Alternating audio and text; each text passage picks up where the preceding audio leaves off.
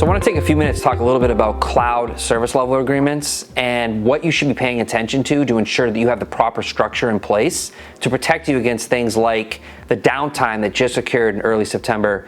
Microsoft, right? There was a lightning strike, hit their data center in San Antonio, Texas. Because of that, South Central part of North America lost Azure, Office 365 cloud services, right? And there was a big impact to that user community. And a lot of these organizations, they had the standard boilerplate service levels in place. The problem is that what happens now, right? What is Microsoft actually going to do other than to issue an email or a follow-up call from your account rep saying, hey, sorry it happened? And so some of the things you need to think about first and foremost is, are your SLAs clearly defined? And so what does that mean? So there's uptime, right? 99, 98%, that's obvious. But what's the measuring period? Is it over a month? Is it over a quarter? Is it annual, semi-annual? Those are all important metrics to understand because it will impact the impact to your service levels and the hopeful credit structure, penalty structure that you have in place, which I'll get to in a minute.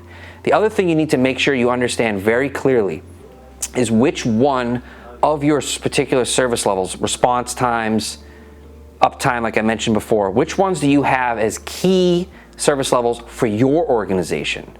Right? Making sure that Salesforce or ServiceNow or Microsoft or Workday, pick your favorite cloud vendor, understand very clearly which SLAs matter most to your organization so that you can create the most important or structured escalation path, right? So that the executives made it very clear to those vendors, these matter most to us and why. So that when there is a failure, you can come back to them through the escalation process, which hopefully you also have defined in your contract, and you can have a nice active discussion around what are we gonna do now? I made it clear to you what mattered most to us, but what are we gonna do now?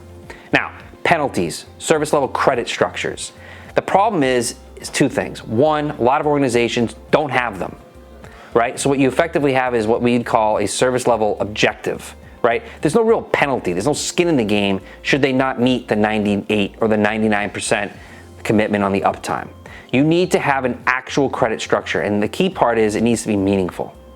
Okay, so what does meaningful mean?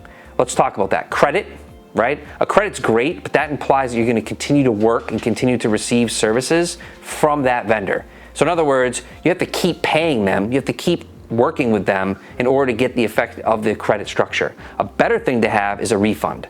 Now these are hard to get, but there's actually precedent in the marketplace to get them, and you should push hard on them.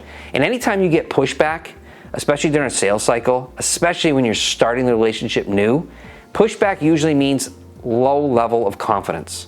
Right? You got the marketing material that talked about, hey, we've never had a downtime, or all of our customers are completely satisfied. Well, that's great. That's marketing. Convert that to a contract structure. Okay? Put skin in the game. And the more skin in the game, the more credit or refund that these organizations are willing to put in place. And by the way, let's not have them capped.